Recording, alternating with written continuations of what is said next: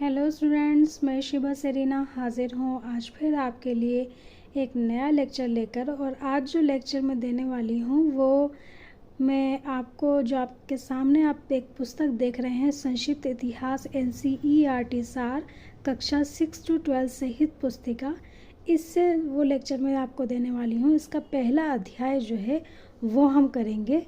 चलिए मैं आपको दिखाती हूँ पहला अध्याय। तो ये है हमारा पहला अध्याय, ऐतिहासिक स्रोत। इस अध्याय को आज हम शुरू करने जा रहे हैं। आज हम कोशिश करेंगे कि पूरा जो चैप्टर है वो हम इस लेक्चर में कवर कर लें और कंप्लीट इस चैप्टर को हम कर लें आज इसी लेक्चर में।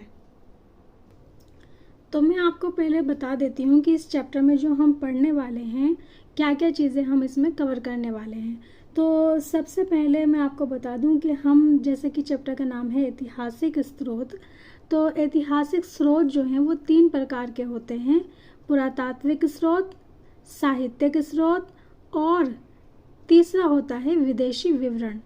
तो हम सबसे पहले पुरातात्विक स्रोत देखेंगे, जिनमें हम सिक्के और अभिलेख के बारे में जानकारी हासिल करेंगे। उसके बाद हम साहित्यिक स्रोत को देखेंगे और हम फिर अंत में विदेशी विवरण देखेंगे। ठीक है, तो चलिए बिना किसी देरी के इसको शुरू करते हैं। पहला पॉइंट आप देख रहे हैं, जैसे कि आपकी स्क्रीन के सामने है। किसी व्यक्ति, समाज अथवा देश से संबंधित महत्वपूर्ण, विशिष्ट व सार्वजनिक क्षेत्र की घटनाओं, तथ्यों आदि का कालक्रमिक विवरण यानी क्रोनोलॉजिकल डिस्क्रिप्शन इतिहास कहलाता है। इतिहास किसी समाज विशेष की सामाजिक, सांस्कृतिक, राजनीतिक एवं आर्थिक स्थिति तथा इन स्थितियों में समय के साथ साथ होने वाले परिवर्तनों को भी प्रस्तुत करता है। तो सबसे पहले हमने जो है जाना कि इतिहास क्या होता है।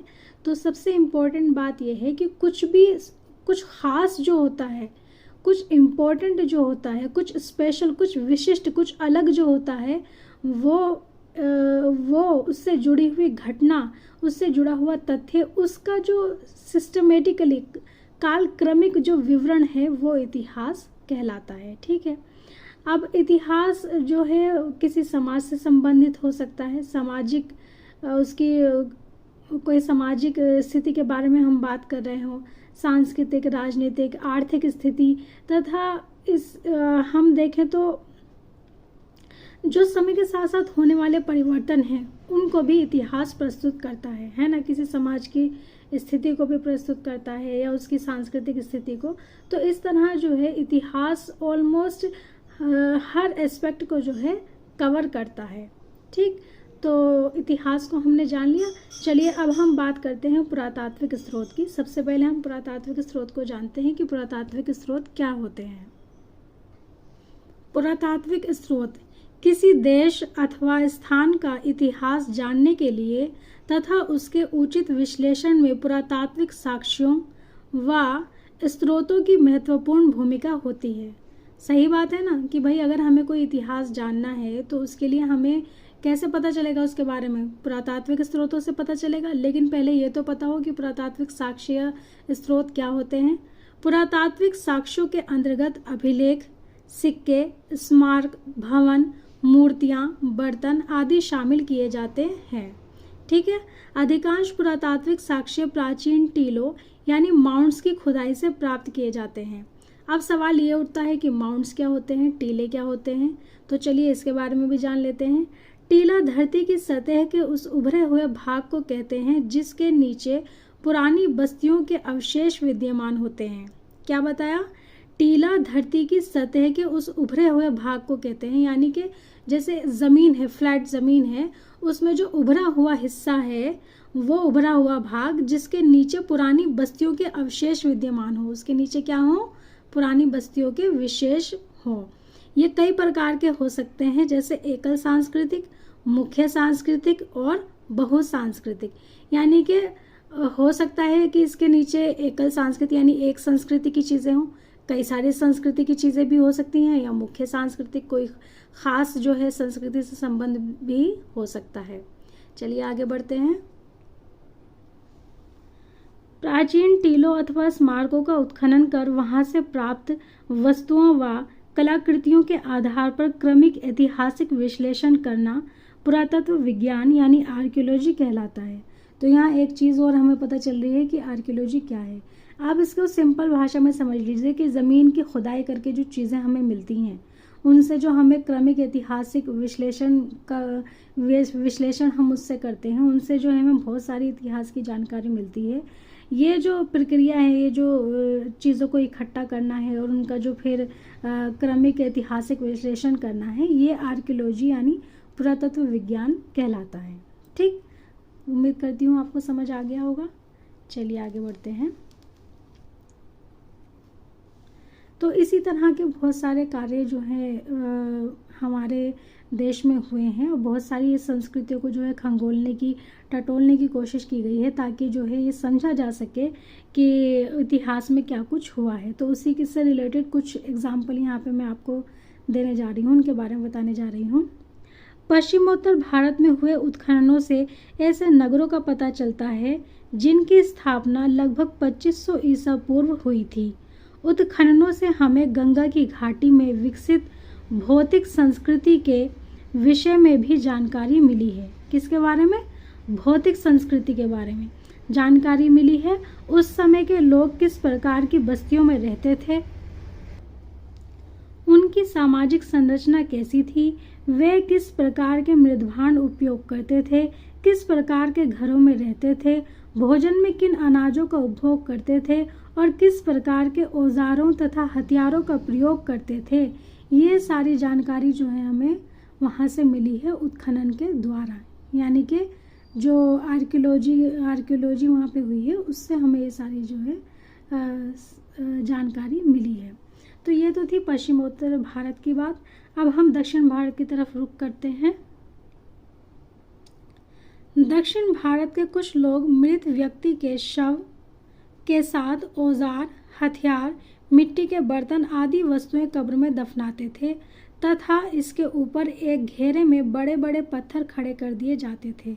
ऐसे स्मारकों को महापाषाण या मेगालिथ कहते हैं। तो जैसे कि आप देख रहे हैं यहाँ महापाषाण के बारे में हमें पता चल रहा है, मेगालिथ के बारे में जो क्या है, एक तरीके की कब्रें हैं, उनके जो है सरहाने बड़े बड़े पत्थर लगे होते थे और इसलिए जो है उनको महापाषाण या मेगालिथ कहा जाता था। ठीक है, क्योंकि महा यानी बड़ा, पाषाण यानी पत्थर यानी कि बड़ा पत्थर। ठीक है, तो वो स्मारकों में लगा होता था, इस वजह से उनको महापाषाण कहा गया।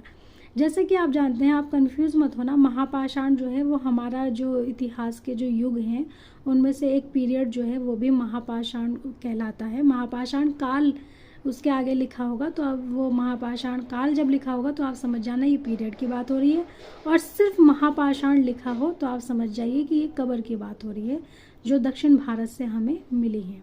ठीक है, किसी प्राचीन वस्तु में विद्यमान C14 यानी कि कार्बन 14 में आई कमी को मापकर उसके समय का निर्धारण किया जा सकता है। बहुत ही इम्पोर्टेंट पॉइंट यहाँ पर इन्होंने क्या बताया कि किसी प्राचीन वस्तु में यानी पुरानी चीज़ में विद्यमान कार्बन 14 में आई कमी, यानी कि उसके अंदर कार्बन 14 कितनी कम है उसके आधार पर उसको मापकर पता लगाया जा सकता है कि वो चीज़ कितनी पुरानी है। तो ये तो हमें पता होता है, या आपको भी पता होगा कि कार्बन 14 के मेथड से जो है पता लगाया जाता है कि कौन सी वस्तु कितनी पुरानी है। लेकिन पता कैसे चलता है? पता ऐसे चलता है कि उसमें जितनी जो कार्बन 14 की मात्रा अगर ज़्यादा है तो इसका मतलब वो चीज़ जो है ज़्यादा पुरानी नहीं है, और जितनी कार्बन 14 की मात्रा कम होती चली जाएगी यानी कि वो चीज़ उतनी ही पुरानी होगी। तो इस तरह जो है इसका पता लगाया जाता है। रेडियो कार्बन डेटिंग एक ऐसी विधि है जिसके द्वारा ये पता लगाया जाता है कि कोई वस्तु किस काल से संबंधित है ना। यही पता लगाया जाता है ना कि कौन सी वस्तु किस काल से जुड़ी है, किस काल से संबंधित है। रेडियो कार्बन या कार्बन 14 कार्बन का रेडियोधर्मी यानी रेडियो एक्टिव समस्थानिक यानी आइसोटोप है जो सभी सजीव वस्तुओं में विद्यमान होता है, और जाहिर सी बात है जब वो डेड हो जाती हैं तो उनमें वो धीरे धीरे कम होता चला जाता है। रेडियो कार्बन डेटिंग विधि से पता चला है राजस्थान और कश्मीर में कृषि का प्रचलन लगभग 7000 से 6000 ईसा पूर्व में भी था। ठीक, ये पता चला हमें। पौधों के अवशेषों का परीक्षण कर विशेषता परागों यानी पोलन के विश्लेषण द्वारा जलवायु और वनस्पति का इतिहास जाना जाता है। ठीक है, तो क्वेश्चन अगर आ जाए कि पौधों के अवशेषों से, उनके परीक्षण से हमें या परागों के विश्लेषण से क्या पता चलता है, तो आप बता सकते हैं कि जलवायु और वनस्पति का इतिहास जो है उसके द्वारा जाना जाता है। पशुओं की हड्डियों का परीक्षण कर उनकी आयु की पहचान की जाती है तथा उनके पालतू होने एवं अनेक प्रकार के कार्य में लाए जाने का पता लगाया जाता है। ठीक, चलिए आगे बढ़ते हैं। अब हम सिक्कों की तरफ।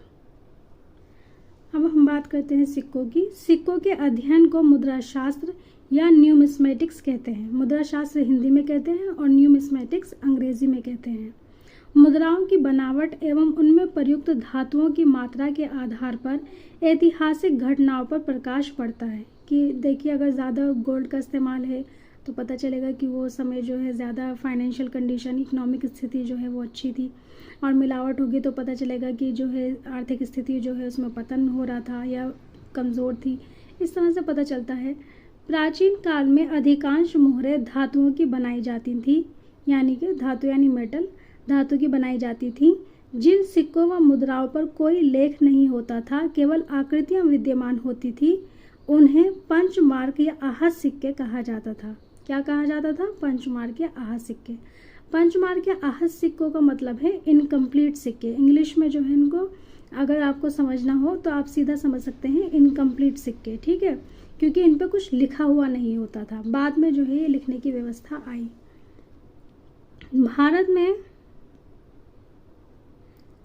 भारत में पुरातात्विक खुदाई से बड़ी संख्या में तांबे, चांदी, सोने और शीशे के सिक्कों के साँचे मिले हैं जिनसे ये सिक्के बनाए जाते थे। इनमें से अधिकांश साँचे कुषाण काल के अर्थात ईसा की आरंभिक 3 शताब्दियों से संबंधित हैं। भारत में मिले आरंभिक सिक्कों पर प्रतीक चिन्ह मिलते हैं, परंतु बाद के सिक्कों पर राजाओं और देवताओं के नाम तथा तिथियां अंकित मिलती हैं। तो बाद के जो सिक्के हैं वो कैसे हैं? उन पर राजाओं के नाम हैं और देवताओं का चित्र है, राजाओं का चित्र है और उनके नाम भी, उनकी तिथियां जो हैं वो अंकित हुई हुई हैं।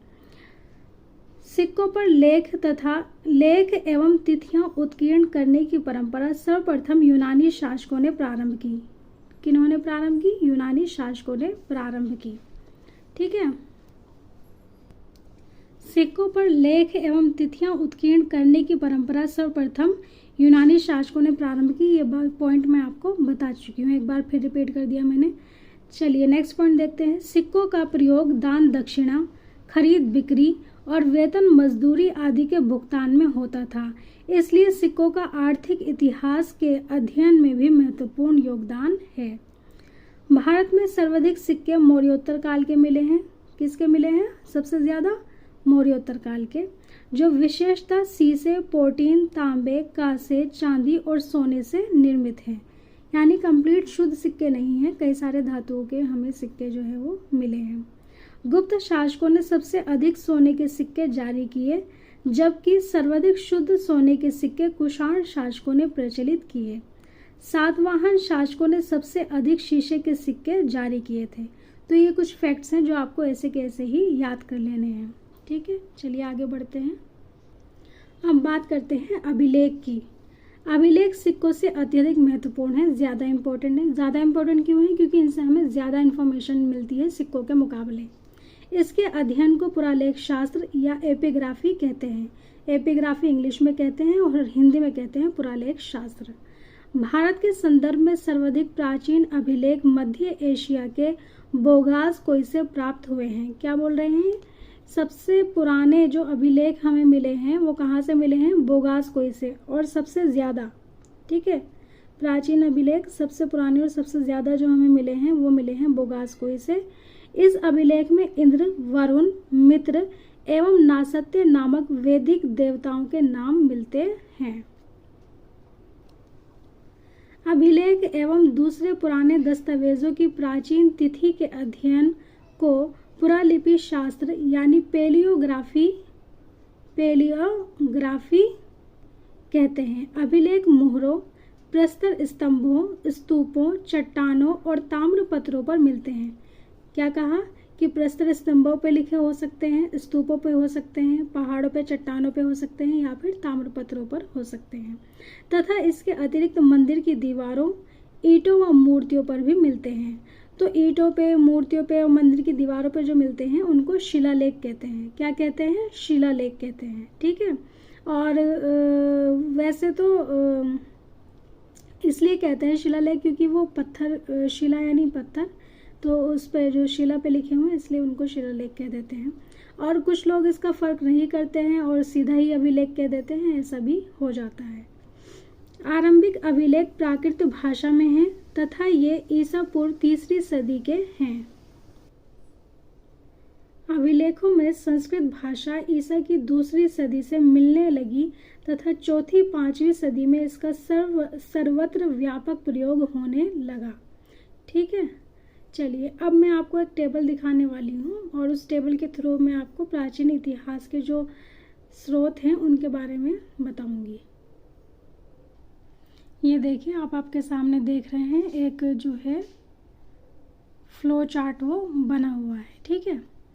तो प्राचीन इतिहास के स्रोत में सबसे पहले है साहित्यिक साक्ष्य, विदेशी यात्रा विवरण और पुरातात्विक साक्ष्य। तो सबसे पहले हम साहित्यिक स्रोत जो हैं, साहित्यिक साक्ष्य जो हैं उनको देख लेते हैं।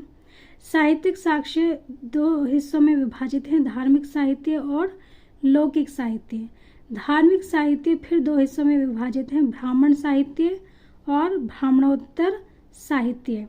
ब्राह्मण साहित्य में शामिल है वेद, जिनको ज्ञान भी कहते हैं, उपनिषद, जिनका मतलब है समीप बैठना यानी समीप बैठ के लिखे गए, आरण्यक, पुराण, स्मृति, रामायण, महाभारत, रामायण और महाभारत। ठीक है। ब्राह्मणोत्तर कह लें या ब्राह्मणेतर कह लें, एक ही बात है। ब्राह्मणेतर साहित्य जो है उनमें है बौद्ध ग्रंथ और जैन ग्रंथ। अब हम रुख करते हैं लौकिक साहित्य का। लौकिक साहित्य में है ऐतिहासिक ग्रंथ, जीवनी ग्रंथ, गल्प साहित्य ग्रंथ। ठीक है। अब पुरातात्विक साक्ष्य दिखाती हूँ मैं आपको। मैंने अभी विदेशी यात्रा विवरण छोड़ दिए हैं, पहले मैं आपको पुरातात्विक साक्ष्य दिखाती हूँ। पुरातात्विक साक्ष्य में है अभिलेख, मुद्राएं, स्मारक भवन, मूर्तियाँ, चित्रकला। ठीक है। ये आपकी इन्फॉर्मेशन के लिए है कि ये सब चीज़ें जो हैं इसमें शामिल होती हैं। ठीक, कभी ताकि आप कंफ्यूज ना हो आगे चल के। चलिए आगे बढ़ते हैं और अब मैं आपको विदेशी यात्रा विवरण दिखाती हूँ। तो विदेशी यात्रा विवरण देखिए, इसमें 3 तरह के होते हैं, यूनानी रोमन लेखक, चीनी लेखक और अरबी लेखक। अब जो यूनानी रोमन लेखक हैं वो काफ़ी सारे यहाँ पे मेंशन किए हुए हैं। देखिए मैं आपको दिखाती हूँ। टेसियस जो ईरान से हैं, हेरोडोट्स आपको पता होगा, इतिहास के पिता इनको कहा जाता है, इतिहास का पिता कहा जाता है, तो बहुत फेमस है और इतिहास के स्टूडेंट को पता ही होना चाहिए। सिकंदर के साथ आने वाले विद्वान जैसे नियार्कस, आनेसिक्रिटस एवं अरिस्टोबुलस। ठीक है। फिर है मेगास्थनीज, जिन्होंने इंडिका लिखी है। इंडिका के लेखक चंद्रगुप्त मौर्य के समय जो है ये भारत में आए थे। ठीक है। डाइमेकस ये बिंदुसार के समय आए थे। डायनोसियस ये अशोक के समय में आए थे। टोलमी ये जो है ज्योग्राफी के लेखक रहे हैं, इस तरह इनकी पहचान है ज्योग्राफी के लेखक के तौर पे। और फिर है पिलनी, नेचुरल हिस्टोरिका के लेखक हैं ये, इसलिए जो है काफ़ी महत्वपूर्ण है। अब हम बात करते हैं चीनी लेखक की। चीनी लेखक में शामिल है फाहेहान, शुंगयुन, हैनसांग और इत्सिंग। ठीक, ये 4 नाम जो है प्रमुख हैं, ये आपको याद रखने हैं, ये चीनी लेखक। ठीक है। अरबी लेखक में जो लोग शामिल हैं उनके बारे में मैं आपको बताती हूँ। सबसे पहला नाम है सुलेमान, अल मसूदी, अल बरूनी, इब्न बतूता। एनसीईआरटी में भी पढ़ते हैं इनके बारे में, तो आप अल बरूनी और इब्न बतूता के बारे में एनसीईआरटी में भी मिलता है। ठीक है। अल बरूनी जो हैं उन्होंने तहकीक हिंद लिखी थी, तहकीक हिंद के लेखक हैं। और इब्न बतूता जो हैं वो मोहम्मद बिन तुगलक के काल में भारत आए थे, या इनका जो समय है वो कौन सा है, मोहम्मद बिन तुगलक के काल का। ठीक है। तो इस तरह जो ये जो टेबल है, ये चार्ट है, वो कंप्लीट होती है।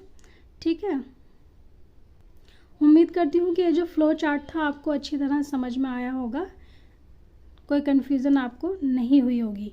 अब मैं थोड़ी सी और इन्फॉर्मेशन देती हूँ आपको, और वो है अभिलेखों में प्रयुक्त लिपियाँ। ब्राह्मी लिपि, ये अशोक की लिपि है।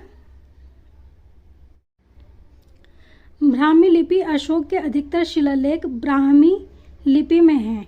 यह लिपि बाएं से दाएं लिखी जाती थी। बाएं से दाएं यानी left to right. Left to right का मतलब जैसे आप इंग्लिश लिखते हैं, इंग्लिश उसी तरीके से लिखी जाती है, हिंदी उसी तरीके से लिखी जाती है ना, लेफ्ट टू राइट। ठीक है, फिर है खरोष्ठी लिपि। अशोक के कुछ शिलालेख खरोष्ठी लिपि में हैं जो दाएं से बाएं लिखी जाती है। दाएं से बाएं यानी कि right to left. Right to left को अगर आपको समझना है तो आप उर्दू देख सकते हैं। उर्दू जो है राइट टू लेफ्ट लिखी जाती है। ठीक है, फिर एक लैंग्वेज और है हमारे पास, एक थोड़ी सी जानकारी और है, यूनानी एवं आर्मेइक लिपि। पाकिस्तान और अफगानिस्तान में अशोक के शिलालेखों में इन लिपियों का प्रयोग हुआ है।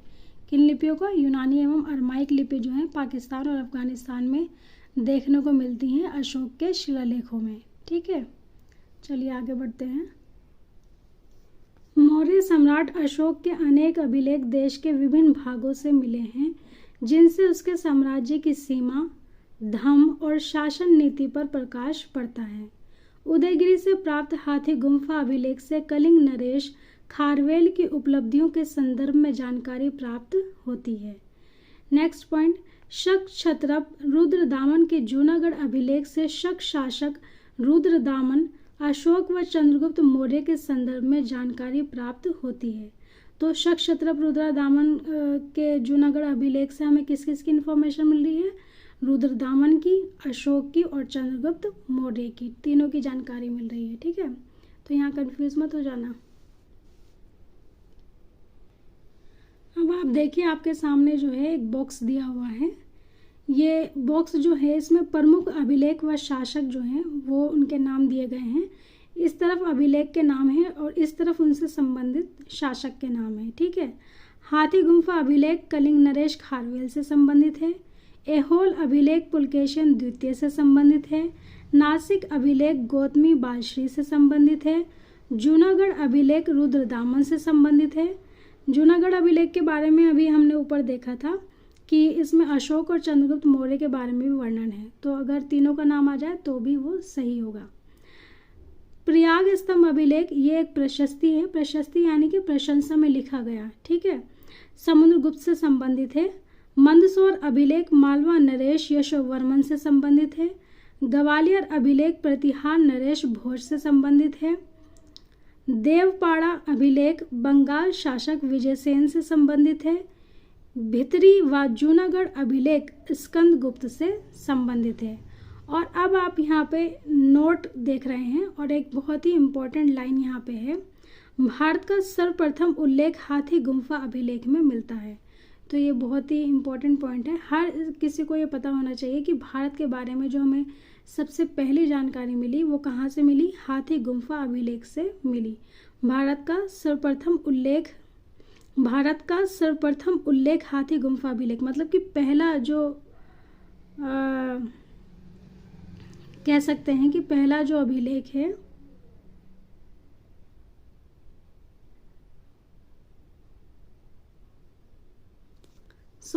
मुझसे यहाँ पे थोड़ी सी मिस्टेक हुई है। यहाँ लिखा है भारत का सर्वप्रथम उल्लेख हाथी गुम्फा अभिलेख में मिलता है। भारत का जो उल्लेख है वो सबसे पहले हाथी गुम्फा अभिलेख में मिलता है। ये मैं बताने की कोशिश कर रही थी, थोड़ा सा मुझे लगता है कि कुछ गड़बड़ हुई। ठीक है, लेकिन अब मैंने आपको क्लियर कर दिया। अब आगे बढ़ते हैं। अब फिर हम अपने पॉइंट्स की तरफ आ जाते हैं। वशिष्ठी पुत्र पुलमावी के नासिक गुहा अभिलेख के माध्यम से उनकी धार्मिक सहिष्णुता और उनकी संस्कृति के संदर्भ में जानकारी प्राप्त होती है। किसके बारे में? वशिष्ठी पुत्र पुलमावी के बारे में। कहाँ से जानकारी मिलती है? नासिक गुहा अभिलेख से। क्या जानकारी मिलती है? उनकी धार्मिक सहिष्णुता और उनकी संस्कृति के बारे में। नेक्स्ट पॉइंट देखते हैं, समुद्रगुप्त के प्रयाग स्तंभ अभिलेख से समुद्रगुप्त की विजय व विजित राजाओं के साथ उसकी नीतियों के संदर्भ में जानकारी प्राप्त होती है। तो यहाँ मैं आपको बता दूं, समुद्रगुप्त जो है बहुत ही इम्पोर्टेंट रूलर रहा है, इसलिए समुद्रगुप्त से संबंधित जो अभिलेख है वो आपको अच्छी तरह याद होना चाहिए, और जूनागढ़ अभिलेख भी आपको अच्छी तरह याद होना चाहिए। इनसे क्वेश्चन जो है वो आए तो फिर आपको मुश्किल नहीं लगना चाहिए, ठीक है। नेक्स्ट पॉइंट देखिए, मौर्य, मौर्योत्तर और गुप्त काल के अधिकांश अभिलेख कार्पस इंस्क्रिप्शनम इंडिकारम नामक ग्रंथमाला में संकलित कर प्रकाशित किए गए हैं, ठीक है। तो इसमें हमें किस किस की जानकारी मिल रही है, कार्पस इंस्क्रिप्शनम इंडिकारम में किस किस की जानकारी है, मौर्यों की है, मौर्योत्तर की है और गुप्त काल, तीनों की जानकारी मिल रही है, ठीक है। नेक्स्ट पॉइंट देख रहे हैं आपके सामने है, चलिए मैं इसको आपके लिए रीड करती हूँ। सबसे पुराने अभिलेख हड़प्पा संस्कृति की मोहरों पर मिलते हैं। सबसे पुराने लेख कौन से हैं, हड़प्पा के जो अभिलेख हैं वो सबसे पुराने हैं, ठीक है। तो इसमें कोई कन्फ्यूज़न, कोई डाउट होना ही नहीं चाहिए। बिना किसी डाउट के आप फटाफट टिक करेंगे कि हड़प्पा के जो अभिलेख हैं वो सबसे पुराने हैं। ये अभिलेख जो हैं ये लगभग 2500 ईसा पूर्व के हैं। हड़प्पा संस्कृति के अभिलेख अभी तक पढ़े नहीं जा सके हैं, ये भाव चित्रात्मक लिपि में लिखे गए हैं। और अगर कहीं भाव चित्रात्मक ऑप्शन में हो तो आपको भाव चित्रात्मक टिक करना है, और सिर्फ चित्रात्मक दिया हो तो उसको भी आपको टिक कर देना है।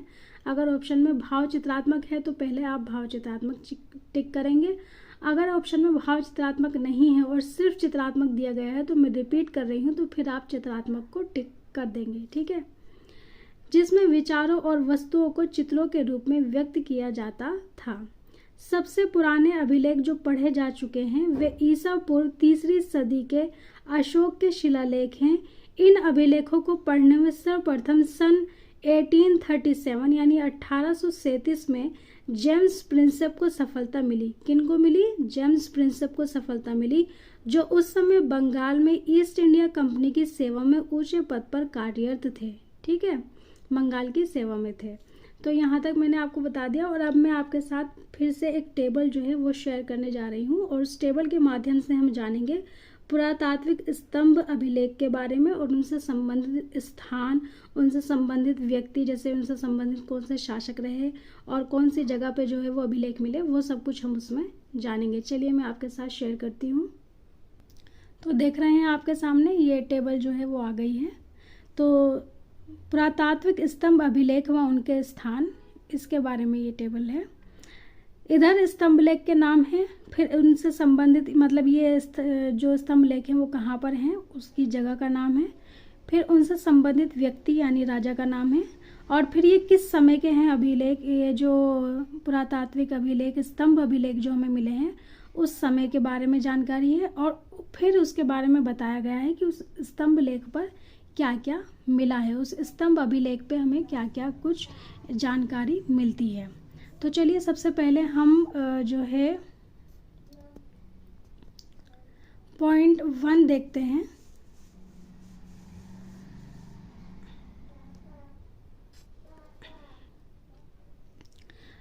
मेहरौली स्तंभ लेख, ये मेहरौली दिल्ली में है और कुतुब मीनार परिसर में ये मौजूद है। इससे संबंधित व्यक्ति हैं चंद्रगुप्त द्वितीय। चंद्रगुप्त द्वितीय जो है शासक थे, और इनका समय है गुप्तकालीन। ये जो मेहरौली स्तंभ लेख है कौन से समय का है? गुप्तकालीन समय का है।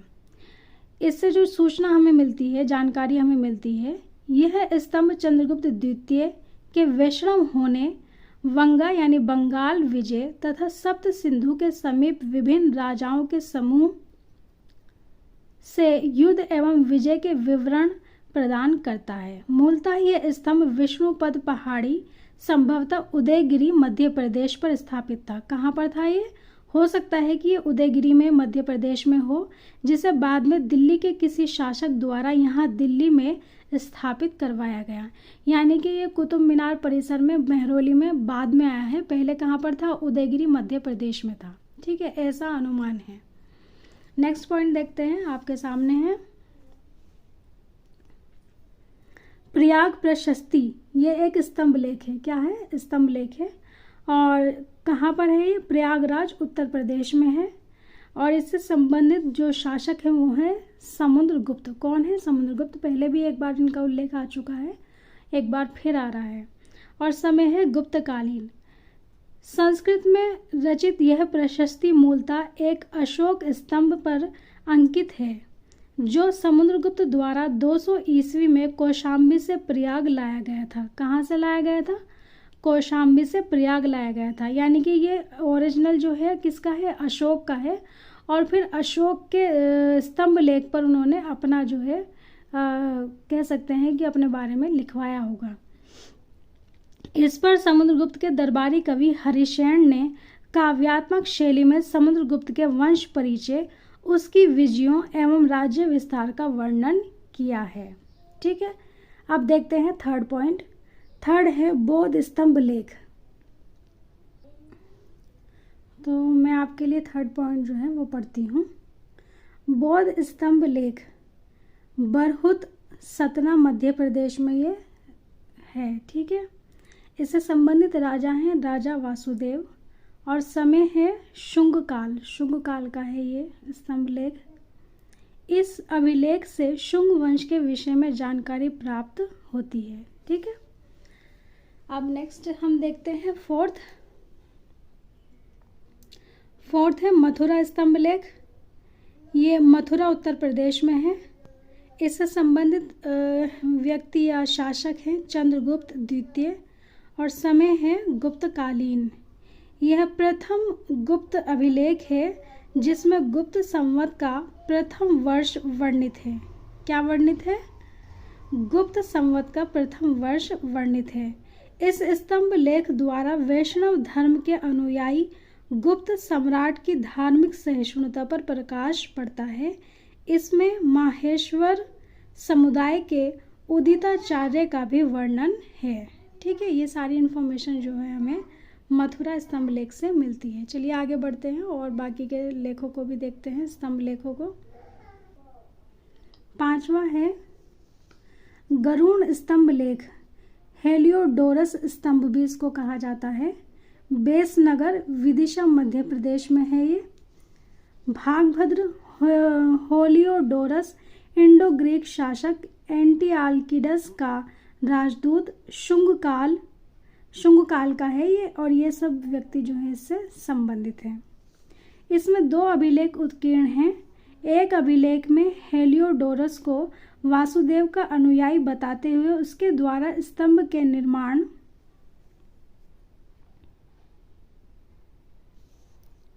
का वर्णन है तथा दूसरे अभिलेख में महाभारत के एक श्लोक का उल्लेख है।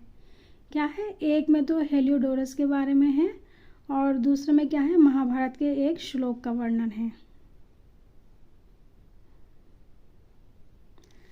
चलिए नेक्स्ट देखते हैं पॉइंट 6 एरन स्तंभ लेख।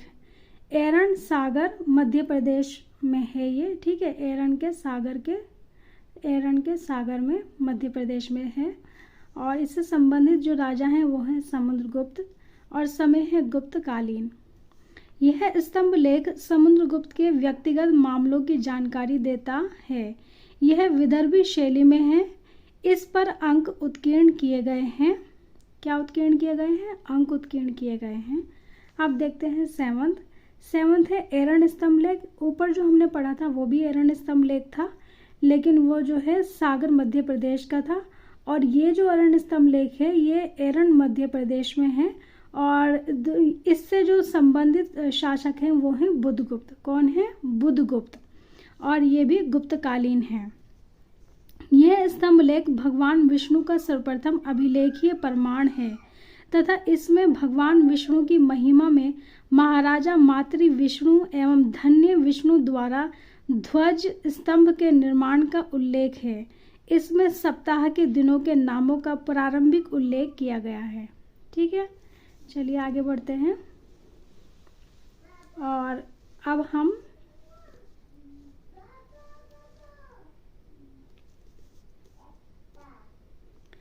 अभिलेख 8 देखते हैं। ये भीतरी स्तंभ लेख है। इस नाम क्या है इसका? भीतरी स्तंभ लेख। ये भीतरी जगह है, एक भीतरी गाजीपुर उत्तर प्रदेश में है। और इससे संबंधित शासक हैं स्कंदगुप्त और समय है गुप्तकालीन। इस लेख में स्कंदगुप्त के वंश परिचय, हूणों के आक्रमण तथा स्कंदगुप्त द्वारा उनके दमन का उल्लेख है। 9th है बिहार स्तंभ लेख। ये भीलसड़ एटा उत्तर प्रदेश में है। राजा जो इससे संबंधित है वो है कुमारगुप्त फर्स्ट और समय है गुप्तकालीन। इस अभिलेख में गुप्त संवत 96 या इसको इस तरह कह सकते हैं 415 ईस्वी अंकित है तथा कुमारगुप्त तक के गुप्त शासकों का उल्लेख है। इसी अभिलेख में ध्रुव शर्मा नामक एक ब्राह्मण द्वारा कार्तिकेय मंदिर तथा धर्म संघ के निर्माण का उल्लेख भी है। ठीक है, ये जानकारी भी इससे मिलती है। और फिर उसके बाद है हमारे पास 11वां एरण स्तंभ लेख। तो एक बार फिर हमारे पास एरण स्तंभ लेख आ गया है। ये तीसरा एरण स्तंभ लेख है। ये एरण मध्य प्रदेश में ही है, लेकिन इससे जो संबंधित व्यक्ति है वो है भानुगुप्त। कौन है? भानुगुप्त। और समय इसका गुप्तकालीन ही है। 1510 ईस्वी के इस अभिलेख में भानुगुप्त को विश्व का सर्वश्रेष्ठ वीर कहा गया है तथा हूणों के विरुद्ध युद्ध करते हुए उसके मित्र गोपराज की मृत्यु तथा उसके पश्चात गोपराज की पत्नी के सती होने का उल्लेख है। ठीक है, और अंतिम और लास्ट जो हमारा है स्तंभ वो है तालगुंडा स्तंभ लेख। ये शिमोगा मैसूर कर्नाटक में है। शांतिवर्मन और मयूर शर्मन से जुड़ा है। समय है गुप्तकालीन। यह स्तंभ लेख दक्षिण में कदम्बों के इतिहास के अध्ययन का महत्वपूर्ण स्रोत है। इसमें कदम्ब शासक मयूर शर्मन के पल्लवों से संघर्ष का उल्लेख है। तो इस तरह जो है यहाँ पर हमारे 12 स्तंभ लेख जो हैं या 12 स्तंभ अभिलेख जो हैं वो कंप्लीट होते हैं। यहीं पर जो है हमारे अभिलेखों की जो इन्फॉर्मेशन जितनी मैं आपको देना चाहती थी वो जो है समाप्त होती है। अब आगे जो हम करेंगे वो है साहित्यिक स्रोत। क्या है? साहित्यिक स्रोत। साहित्यिक स्रोत। यद्यपि प्राचीन भारतीयों को लिपि का ज्ञान 2500 ईसा पूर्व में भी था। क्या कह रहे हैं? 2500 ईसा पूर्व में भी ज्ञान था लिपि का, परंतु हमारी प्राचीनतम उपलब्ध पांडुलिपियां ईसा की 4वीं सदी के पहले की नहीं हैं तथा ये मध्य एशिया से प्राप्त हुई हैं। कहाँ से प्राप्त हुई हैं? मध्य एशिया से प्राप्त हुई हैं। भारत में पांडुलिपियां भोजपत्रों और ताड़पत्रों पर लिखी मिलती हैं, परंतु मध्य एशिया में जहाँ भारत से प्राकृत भाषा फैल गई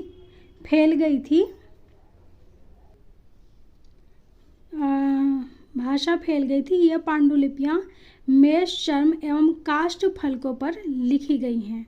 संपूर्ण भारत में संस्कृत की पुरानी पांडुलिपियां मिली हैं। कैसी मिली हैं? संस्कृत की पुरानी पांडुलिपियां मिली हैं, परंतु इनमें से अधिकांश दक्षिण भारत, कश्मीर और नेपाल से प्राप्त हुई हैं। कहाँ से? दक्षिण भारत, कश्मीर और नेपाल से प्राप्त हुई हैं। हिंदुओं के धार्मिक साहित्य में वेद, रामायण, महाभारत, पुराण आदि सम्मिलित हैं। ठीक है, ऋग्वेद को 1500 से 1000 ईसा पूर्व के लगभग का मान सकते हैं। ये माना जाता है आमतौर पर कि 1500 से 1000 ईसा पूर्व के लगभग का जो है समय ऋग्वेद का है। लेकिन अथर्ववेद, यजुर्वेद, ब्राह्मण ग्रंथ, आरण्यकों और उपनिषदों को 1000 से 500 ईसा पूर्व के लगभग का माना जाता है। ठीक है, ऋग्वेद में मुख्यतः देवताओं की स्तुतियां हैं, परंतु बाद के साहित्य में स्तुतियों के साथ साथ कर्मकांड, जादूटोना और पौराणिक आख्यान, क्या कहा? पौराणिक आख्यान, उपनिषदों में हमें दार्शनिक चिंतन मिलते हैं। क्या मिलते हैं? दार्शनिक चिंतन मिलते हैं। अब एक बार फिर हम इस तरफ आ गए हैं और मैं आपको वेद, उपवेद व उनकी विशेषता से संबंधित जो ये बॉक्स है इसके बारे में बताती हूँ। पहला वेद है हमारे पास ऋग्वेद। ऋग्वेद का उपवेद है आयुर्वेद और आयुर्वेद में जो विवरण है वो है चिकित्सा शास्त्र से संबंधित। दूसरा है यजुर्वेद। इसका जो उपवेद है उसका नाम है धनुर्वेद और यह युद्ध कला से संबंधित है। फिर है तीसरा सामवेद। इसके उपवेद का नाम है गंधर्व वेद और इसमें जो विवरण मिलता है वह कला एवं संगीत से संबंधित है। चौथा है अथर्ववेद, इसके उपवेद का नाम है शिल्प वेद और इसमें भवन निर्माण कला से संबंधित जानकारी मिलती है। ठीक है, विशेषता इनमें इन चीज़ों की जानकारी मिलती है। मेजर जो फोकस है उनका वो इन चीज़ों पे है। ठीक है, चलिए आगे बढ़ते हैं। अब बात करते हैं वैदिक मूल ग्रंथ की। वैदिक मूल ग्रंथ का अर्थ समझ में आए इसलिए वेदांगों अर्थात वेद के अंगभूत शास्त्रों की रचना की गई। ठीक है, किसकी रचना की गई? अंगभूत शास्त्रों की रचना की गई ताकि वेदांगों को समझा जा सके।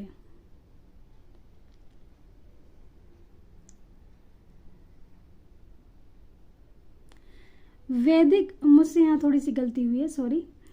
वैदिक मूल ग्रंथ का अर्थ समझ में आए, किसका? वैदिक मूल ग्रंथ का अर्थ समझ में आए इसलिए वेदांगों और वेद के अंगभूत शास्त्रों की रचना की गई है। ठीक है, चलिए मैंने इसको करेक्ट कर दिया। अब हम देखते हैं वेदांग। वेदों का अर्थ समझने व सूक्तों के सही उच्चारण के लिए वेदांग की रचना की गई। क्या कहा? वेदों का अर्थ समझने के लिए और सूक्तों का सही उच्चारण हो पाए इसके लिए वेदांग की रचना की गई। 6 वेदांग हैं हमारे पास। चलिए मैं आपको अभी इनके बारे में बताती हूँ। तो 6 वेदांग हैं जैसे कि आपके सामने हैं। पहला शिक्षा, वैदिक शब्दों के शुद्ध उच्चारण हेतु इसका निर्माण हुआ। दूसरा कल्प, वैदिक कर्मकांडों को संपन्न कराने हेतु विधि व नियम इसमें दिए हैं कल्प में। व्याकरण, इसमें नामों एवं धातुओं की रचना एवं उपसर्ग प्रत्यय के प्रयोग हेतु नियम हैं। निरुक्त, शब्दों की व्युत्पत्ति हेतु नियम। यह भाषा शास्त्र का प्रथम ग्रंथ माना जाता है। क्या माना जाता है? भाषा शास्त्र का प्रथम ग्रंथ माना जाता है। यास्क ने निरुक्त की रचना की। यास्क ने की है। निरुक्त की रचना किसने की है? यास्क ने की है। फिर है 5वां छंद। वैदिक साहित्य में गायत्री, त्रिष्टुप, जगती, बृहति का प्रयोग किया जाता है। छठा है ज्योतिष, इसमें ज्योतिष शास्त्र के विकास को दिखाया गया है। इसके प्रसिद्ध आचार्य लगध मुनि हैं। कौन है? लगध मुनि। ठीक है, ये नाम आपको याद रखना है। आगे बढ़ते हैं और अब हम देखते हैं हमारा पॉइंट। सूत्र लेखन का सबसे विख्यात उदाहरण पाणिनि का व्याकरण ग्रंथ अष्टाध्यायी है जो 400 ईसा पूर्व के आसपास लिखा गया है। कब लिखा गया है? 400 ईसा पूर्व के आसपास लिखा गया है। अष्टाध्यायी क्या नाम है? अष्टाध्यायी किसने लिखा है? पाणिनि ने लिखा है। पाणिनि कह सकते हैं आप इसको, पाणिनि ने लिखा है क्या? ये व्याकरण ग्रंथ है। पाणिनि ने अपने समय के समाज, अर्थव्यवस्था और संस्कृति पर गहन प्रकाश डाला। महाभारत, जिसे व्यास की कृति माना जाता है, व्यास यानी वेद व्यास, संभवतः 10वीं सदी ईसा पूर्व की 4थी सदी ईस्वी तक की स्थिति का आभास देता है। कौन से समय के बारे में बताता है हमें? 10वीं सदी ईसा पूर्व से 4थी सदी ईस्वी तक का जो समय है उसके बारे में बताता है। पहले इसमें केवल 8,800 श्लोक थे तथा इसका नाम जय संहिता था। क्या था? जय संहिता। अगर आपसे पूछ लिया जाए कि महाभारत का जो है पुराना नाम क्या है, तो मैं उम्मीद करती हूँ कि आप बिना किसी डाउट के बता पाएंगे। इसका पुराना नाम जो है वो जय संहिता है, जिसका अर्थ है विजय संबंधी संग्रह ग्रंथ। कालांतर में इसके श्लोकों की संख्या बढ़कर 24,000 हो गई है। कितनी हो गई है? 24,000 हो गई है। ठीक है, चलिए और देखते हैं और क्या क्या इन्फॉर्मेशन मिल रही है हमें। वर्तमान में इस महाकाव्य में 1 लाख से अधिक श्लोक हो गए हैं और तदनुसार यह शत साहिस्त्री संहिता या महाभारत कहलाने लगा। क्या कहा जाने लगा इसको? महाभारत या शत साहिस्त्री संहिता कहा जाने लगा। इससे तत्कालीन राजनीतिक, सामाजिक एवं धार्मिक स्थिति का ज्ञान होता है। उस समय की राजनीति और समाज क्या था, उस समय का जो है धर्म जो था उस सब के बारे में हमें इससे जानकारी मिलती है। वाल्मीकि रामायण में मूलतः, वाल्मीकि ने जो रामायण लिखी है उसमें मूलतः 6000 श्लोक थे, जो बढ़कर 12000 श्लोक हो गए और वर्तमान में इसमें 24000 श्लोक हो गए। इसकी रचना संभवतः ईसा पूर्व 5वीं सदी में प्रारंभ हुई थी, जिसकी रचना महाभारत के बाद हुई प्रतीत होती है। इसका मतलब क्या है, रामायण जो है महाभारत के बाद लिखी गई है। राजाओं के द्वारा कराए जाने वाले अनुष्ठान और 3 उच्च वर्णों के धनाढ्य पुरुषों द्वारा किए जाने वाले अनुष्ठान व सार्वजनिक यज्ञों के विधि विधान स्रोत सूत्रों में दिए गए हैं। किस में दिए गए हैं? स्रोत सूत्र में दिए गए हैं। फिर नेक्स्ट पॉइंट है जात कर्म यानी जन्मानुष्ठान। जात कर्म यानी जन्मानुष्ठान, नामकरण, उपनयन, विवाह, श्राद्ध आदि घरेलू या पारिवारिक अनुष्ठानों का विधि विधान गृह सूत्रों में पाया जाता है। किस में मिलता है? गृह सूत्रों में पाया जाता है। स्रोत सूत्र और गृह सूत्र दोनों 600 से 300 ईसा पूर्व के आसपास के हैं। कब के हैं? 600 से 300 ईसा पूर्व के आसपास के हैं। मैं एक बार फिर आपके लिए जो पढ़ना चाह रही हूँ वो पढ़ना चाह रही हूँ। ये पॉइंट, ये देखिए, ये पॉइंट यहाँ लिखा है। इसकी रचना यानी कि वाल्मीकि की रामायण जो है इसके बारे में, इसकी रचना संभवतः ईसा पूर्व 5वीं सदी में प्रारंभ हुई। कब हुई? ईसा पूर्व 5वीं सदी में। ये इम्पोर्टेंट बात है, इसलिए मैं इस पॉइंट को आपके लिए दोबारा पढ़ रही हूँ, क्योंकि होता क्या है कि हमें रामायण महाभारत के बारे में तो हम बहुत बात कर लेते हैं, लेकिन जब रामायण की बात आती है तो हमें अंदाज़ा ही नहीं होता कि किस समय की बात हो रही है, किस समय से संबंधित है। इसलिए मेरा आपका जो है विशेष ध्यान मैं इस पे दिलाना चाहती हूँ कि ईसा पूर्व 5वीं सदी में प्रारंभ हुई इसकी रचना, ठीक है, जिसकी प्रारंभ में हुई थी, जिसकी रचना महाभारत के बाद हुई प्रतीत होती है। उससे क्या पता चलता है कि ये महाभारत के बाद में जो है लिखी गई है, ठीक है। इसकी रचना जो है महाभारत के बाद में हुई है। चलिए अब आगे बढ़ते हैं। अब पॉइंट देखिए, शुल्ब सूत्र में यज्ञ वेदी के निर्माण के लिए विविध प्रकार के मापों का विधान है। ज्यामिति और गणित का अध्ययन वहीं से प्रारंभ होता है। क्या कह रहे हैं कि शुल्ब सूत्र में यज्ञ वेदी के निर्माण के लिए विविध प्रकार के मापों का विधान है। वहीं से क्या होता है? ज्यामिति और गणित का अध्ययन जो है वो शुरू होता है। प्राचीनतम बौद्ध ग्रंथ पाली भाषा में लिखे गए थे। बहुत ही सिंपल स्ट्रेट क्वेश्चन आता है इससे कि जो बौद्ध ग्रंथ हैं वो किस भाषा में लिखे गए हैं, तो आप सीधा टिक करेंगे पाली भाषा में। यह भाषा मगध अर्थात दक्षिण बिहार में बोली जाती थी। कहाँ बोली जाती थी? मगध अर्थात दक्षिण बिहार में बोली जाती थी। ये जो है लोगों को नहीं पता होता है, ये तो लोगों को फिर भी पता होता है कि ये जो बौद्ध ग्रंथ है पाली भाषा में थे, लेकिन ये नहीं पता होता कि ये दक्षिण बिहार में बोली जाती थी, मगध दक्षिण बिहार में। इन ग्रंथों में हमें केवल बुद्ध के जीवन के विषय में ही नहीं, बल्कि उनके समय के मगध, उत्तरी बिहार और पूर्वी उत्तर प्रदेश के अनेक शासकों के विषय में भी जानकारी मिलती है, ठीक है। ये सब कुछ भी पता चलता है हमें इससे।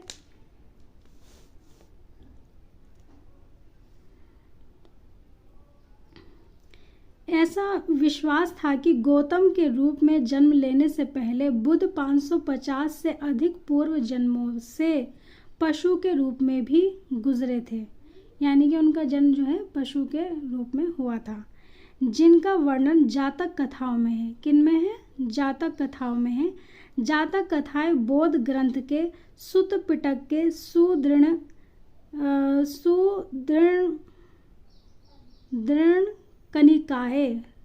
सुदृढ़ कनिकाय का 10वां भाग है। यह महात्मा बुद्ध के पूर्व जन्म संबंधी कथाएं हैं। क्या है?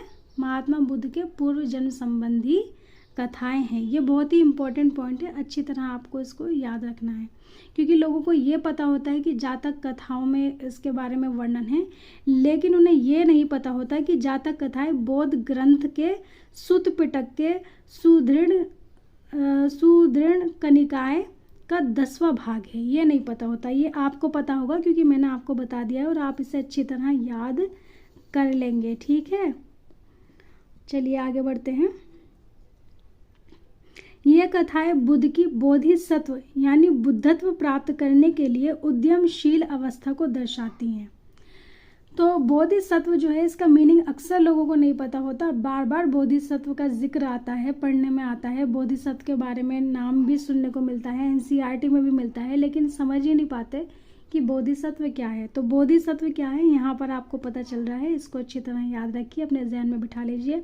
बोधिसत्व का मतलब ये है कि जब जो महात्मा बुद्ध जो हैं, उन्होंने जो ज्ञान प्राप्त किया, उसको ज्ञान को प्राप्त करने से पहले जो कुछ भी परिश्रम, जो कुछ भी मेहनत, उद्यमशील उन्होंने वो रहे, वो उस सब की जो जानकारी है बुद्धत्व प्राप्त करने, यानी वो जो एनलाइटमेंट जो उनका हुआ था, उस एनलाइटमेंट को जो प्राप्त करने के लिए जो परिश्रम है, वो जो सब कुछ है, उस अवस्था को जो है क्या कहते हैं, उसकी जो अवस्था है उसको क्या कहते हैं, बोधिसत्व कहते हैं। बुद्धत्व प्राप्त करने के लिए जो उद्यमशील थे गौतम बुद्ध, उसकी जो अवस्था है उसको बोधिसत्व कहते हैं। तो उम्मीद करती हूँ कि आपको बिल्कुल क्लियर हो गया होगा और अच्छी तरह समझ में आ गया होगा। नेक्स्ट पॉइंट, जैन ग्रंथों की रचना प्राकृत भाषा में हुई थी। जैन ग्रंथ किस में लिखे हैं, प्राकृत भाषा में, और बौद्ध ग्रंथ किस में है, पाली भाषा में। ईसा की 6वीं सदी में गुजरात के वल्लभी नगर में इन्हें अंतिम रूप में संकलित किया गया था। ठीक है, याद रख लेना। धर्मसूत्र, स्मृतियाँ और टीकाएं, इन तीनों को मिलाकर धर्मशास्त्र कहा जाता है। क्या क्या, धर्मसूत्र, स्मृतियाँ और टीकाएं, तीनों को मिलाकर जो बनता है वो बनता है धर्मशास्त्र। धर्मसूत्रों का संकलन 500 से 200 ईसा पूर्व में हुआ था। कौटिल्य का अर्थशास्त्र अत्यंत महत्वपूर्ण विधि ग्रंथ है। यह 15 अधिकरणों या खंडों में विभक्त है। इसमें प्राचीन भारतीय राजतंत्र व अर्थव्यवस्था के अध्ययन के लिए महत्वपूर्ण सामग्री मिलती है। ठीक है, चलिए आगे बढ़ते हैं। कालिदास ने काव्य और नाटक लिखे, जिनमें अभिज्ञान शाकुंतलम सबसे प्रसिद्ध है और ये गुप्त काल का है। कुछ प्राचीनतम तमिल ग्रंथ भी हैं जो संगम साहित्य में संकलित हैं। राजाओं द्वारा संरक्षित विद्या केंद्रों में एकत्र होकर कवियों और भाटों ने 3-4 सदियों में इस साहित्य का सृजन किया था। कितना समय लगा है, 3-4 सदियाँ, मायने रखता है, बहुत बड़ा, बहुत लंबा टाइम है। ठीक है, 3-4 सदियाँ।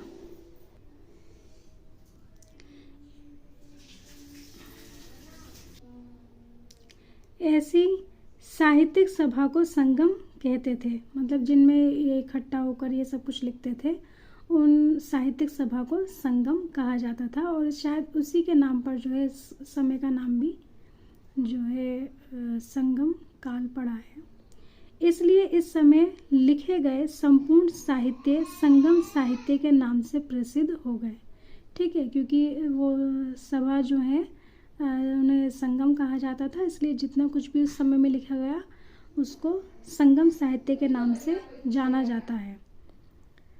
संगम ग्रंथ वैदिक ग्रंथों से, विशेषकर ऋग्वेद से भिन्न प्रकार के हैं। ये धार्मिक ग्रंथ नहीं है। इसके अंतर्गत अनेक कवियों ने मुक्तकों व प्रबंध काव्यों की रचना की है, जिनमें बहुत से नायकों यानी वीर पुरुषों और नायिकाओं का गुणगान है। अब यहाँ पर ध्यान देने वाली बात यह है कि ये धर्म ग्रंथ नहीं है। जैसे कि हमने जैन ग्रंथ, बौद्ध धर्म के बारे में पढ़ा था, बौद्ध ग्रंथ के बारे में पढ़ा था ऊपर, तो ये जो है धर्म ग्रंथ नहीं है।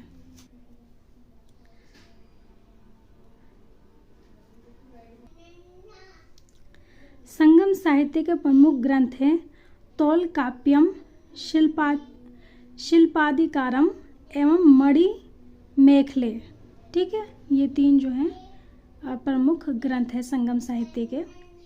संगम ग्रंथों में बहुत से नगरों का उल्लेख मिलता है। इनमें उल्लिखित कावेरी पट्टनम का समृद्धिपूर्ण अस्तित्व पुरातात्विक साक्ष्य से प्रमाणित हुआ है।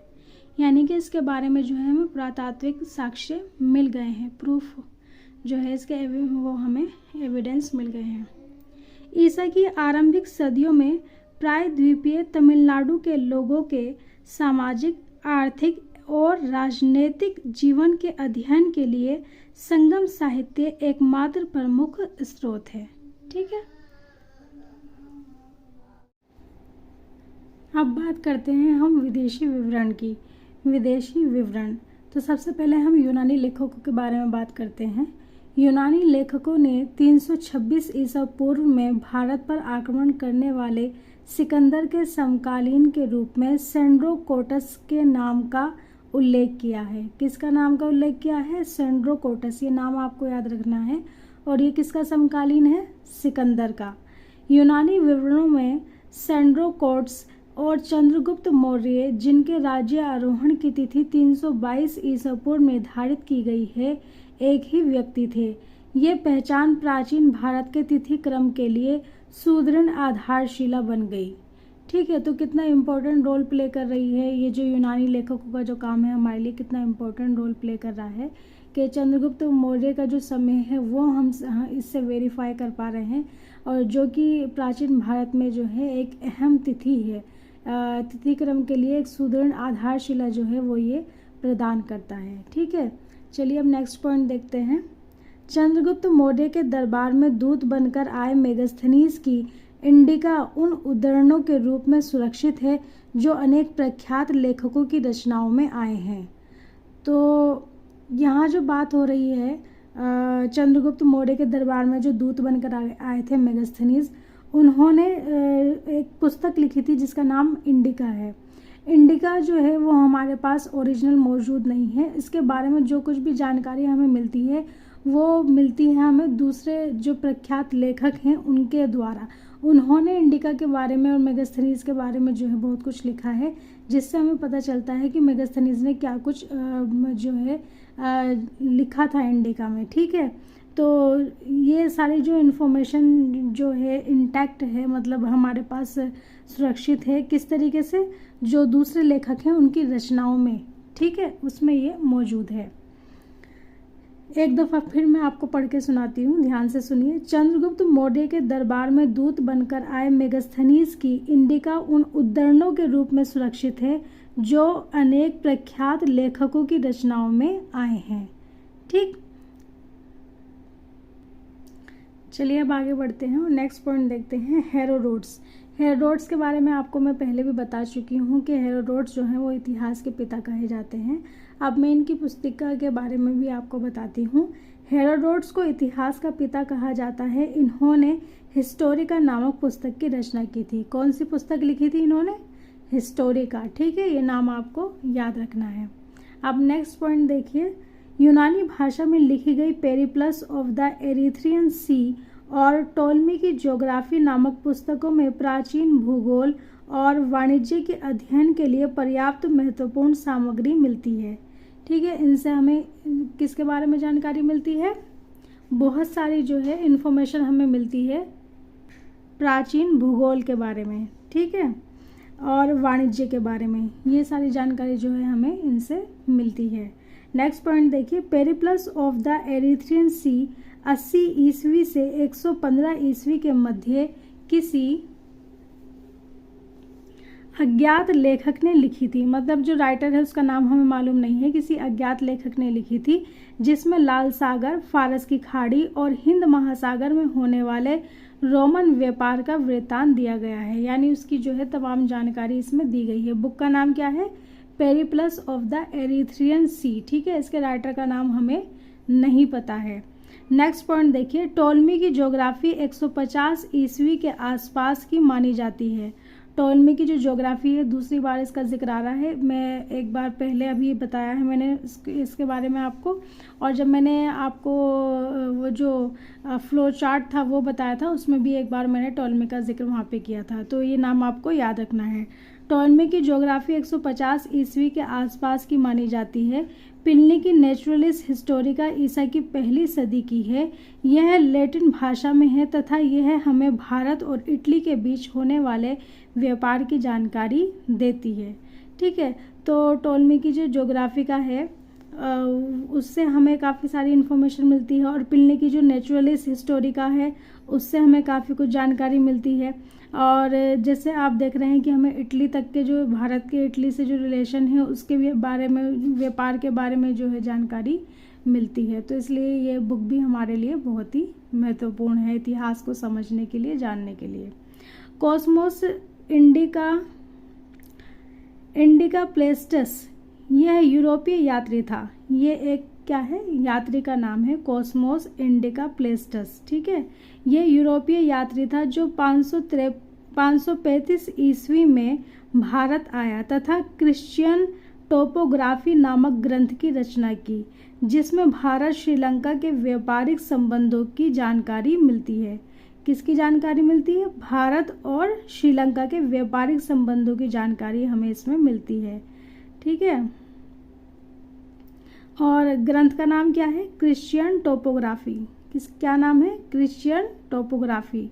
और राइटर कौन है? Cosmas Indicopleustes. ठीक है, ये याद रखना है आपको पॉइंट। अब नेक्स्ट पॉइंट देखते हैं, सुलेमान के बारे में भी मैंने जब फ्लो चार्ट बनाया था तो वहाँ पर आपको बताया था। ठीक है, सुलेमान ये 9वीं शताब्दी में भारत आया था, जिसने पाल व प्रतिहार शासकों के विषय में वर्णन किया था। अल मसूदी ये है 941 ईस्वी से 943 ईस्वी तक भारत में रहा। उसने राष्ट्रकूट शासकों के विषय में लिखा। अब आते हैं अलबरूनी की तरफ। अलबरूनी जो है महमूद गजनवी का समकालीन था। ठीक है, इसको आप इस तरह याद रख सकते हैं कि अलबरूनी कौन है? महमूद गजनवी का समकालीन है। अलबरूनी ने तहकीक हिंद, जिसे किताबुल हिंद भी कहा जाता है, की रचना की, जिसमें भारत के निवासियों की तत्कालीन दशा का वर्णन किया गया है। किसका वर्णन किया गया है? तत्कालीन दशा का वर्णन किया गया है। ठीक है, चलिए अब आगे बढ़ते हैं। अब मैं आपके साथ जो शेयर करने जा रही हूँ, एक टेबल शेयर करने जा रही हूँ। इस टेबल में हमें चीन के जो लेखक हैं उनके बारे में पता चलेगा, और उन लेखकों ने क्या कुछ लिखा है, उनकी रचनाओं के बारे में, और उन रचनाओं में किस चीज़ के बारे में बात की गई है, वो सारी जानकारी जो है हमें इस टेबल में मिलेगी। तो चलिए पहला पॉइंट पढ़ती हूँ आपके लिए। पहले मैं आपको टेबल से इंट्रोड्यूस करा देती हूँ। सबसे पहले हमें लेखक के नाम दिए गए हैं, फिर रचनाओं के नाम दिए गए हैं, और उसके बाद यात्री का विवरण। यात्री ने मतलब क्या कुछ लिखा है, यात्री कब आया, कब गया, ये सब कुछ जानकारी जो है इसमें दी गई है। ठीक है, अब देखिए पहला जो हमारे पास लेखक है वो है फाहियान। फाहियान का नाम जो है इतना पॉपुलर है, अगर आप हिस्ट्री के स्टूडेंट हैं तो आपने फाहियान का नाम सुना ही सुना होगा। ऐसा हो ही नहीं सकता कि फाहियान का नाम आपने ना सुना हो, है ना। तो फाहियान ने जो रचना लिखी उसका नाम फोक्यो की। क्या नाम है? फोक्यो की। और इसको इंग्लिश में इसका नाम है a record of Buddhist kingdoms. क्या नाम है? A record of Buddhist kingdoms. और इसको इंग्लिश में कुछ इस तरह लिखा जाता है FOGUO और JI। फोगो ऐसे पढ़ने में हमें फोगोजी जैसा लग रहा है ये, लेकिन इसको जो प्रोनाउंस किया जाता है फोक्यो की तरह प्रोनाउंस किया जाता है। ठीक है, तो चलिए इनके बारे में देखते हैं इन्फॉर्मेशन। फाहियान ने अपनी 15 वर्ष की भारत यात्रा में प्रमुख नगरों, बौद्ध धर्म के पवित्र स्थानों का भ्रमण किया। उसने चंद्रगुप्त द्वितीय द्वारा शासित मध्य प्रदेश का विस्तृत वर्णन किया है। इसने गुप्तकालीन दंड विधान, कृषि उपज पर कर, मध्य देश में ब्राह्मण धर्म की प्रधानता, धनी व्यक्तियों द्वारा मंदिर, विहार, निःशुल्क पुण्यशालाओं एवं औषधालयों के निर्माण की जानकारी दी है। उसने पाटलिपुत्र में स्थित सम्राट अशोक के राजप्रसादम की भव्यता से प्रभावित होकर इसे देव निर्मित बताया है। राजप्रसाद क्या है? यहाँ पर बार बार एक मॉस्किटो आ रहा है तो आप इससे परेशान मत होइएगा। तो मैं आपको बता रही थी राजप्रसाद के बारे में। तो ये जो है एक तरीके का आप समझिए कि जैसे कोई भवन होता है उस तरीके का निर्माण हुआ था, एक स्ट्रक्चर, एक आप राजमहल की तरह समझ ले, लेकिन ये जो है जहाँ तक मेरी इन्फॉर्मेशन है लकड़ी का बना हुआ था। ठीक है, चलिए नेक्स्ट पॉइंट बताती हूँ। नेक्स्ट जो लेखक है हमारे पास वो है शुंगयुन। शुंगयुन का समय यहाँ पर दिया हुआ है, आप देख सकते हैं 512 से 13 ईस्वी। इनकी रचना का नाम जो है वो हमारे पास मौजूद नहीं है। इसने बिहार व बंगाल की तत्कालीन राजनीतिक, आर्थिक व धार्मिक स्थितियों का उल्लेख किया है। फिर तीसरा नाम है हमारे पास हैंसांग का। हैंसांग का समय यहाँ मौजूद है, आप देख सकते हैं।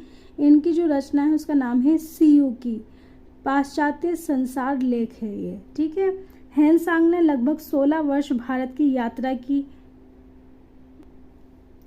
एवं यहाँ प्रवास किया। उसने विश्व के प्रसिद्ध नालंदा विश्वविद्यालय में अध्ययन किया तथा यहाँ के ज्ञान एवं शिक्षण के उच्च स्तर की प्रशंसा की।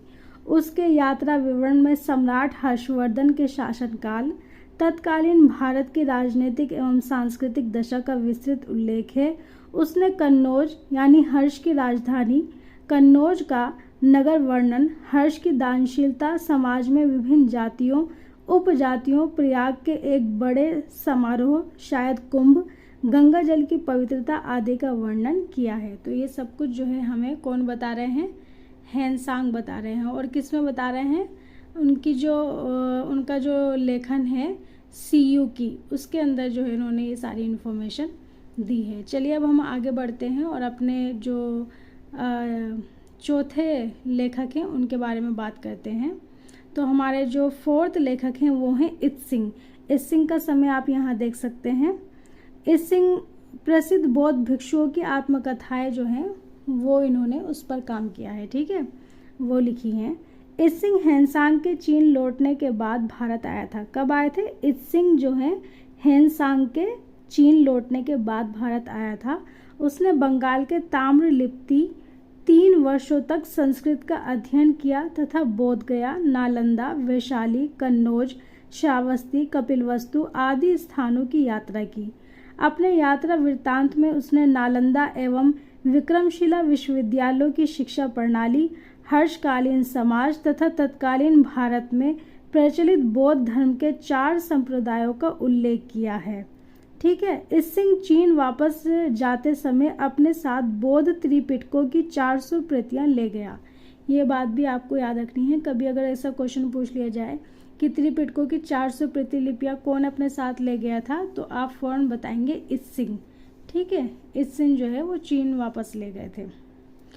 फिर 5वें लेखक हैं हमारे पास मातवेन लिन। इनकी रचना का नाम भी हमारे पास मौजूद नहीं है। इसने हर्षवर्धन के पूर्वी भारत पर आक्रमण अभियान का वर्णन किया है। और छठे हैं चाओजू कुआ।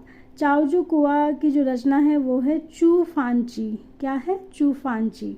इससे 13वीं शताब्दी के चीनी अरबी व्यापार का विवरण प्राप्त होता है। किसका? चीनी अरबी व्यापार का विवरण जो है वो हमें मिलता है। तो इस तरह यहाँ जो है हमारे जो इन्फॉर्मेशन मैं आपको देना चाह रही थी विदेशी विवरण के हवाले से, वो मैंने आपको दे दी है। यहाँ पर जो है हमारा ये चैप्टर जो है वो कंप्लीट होता है। उम्मीद करती हूँ कि पूरा जो चैप्टर है वो आपको अच्छी तरह समझ में आया होगा और आपको बहुत सारी इन्फॉर्मेशन, इम्पॉर्टेंट इन्फॉर्मेशन जो है वो मिली होगी।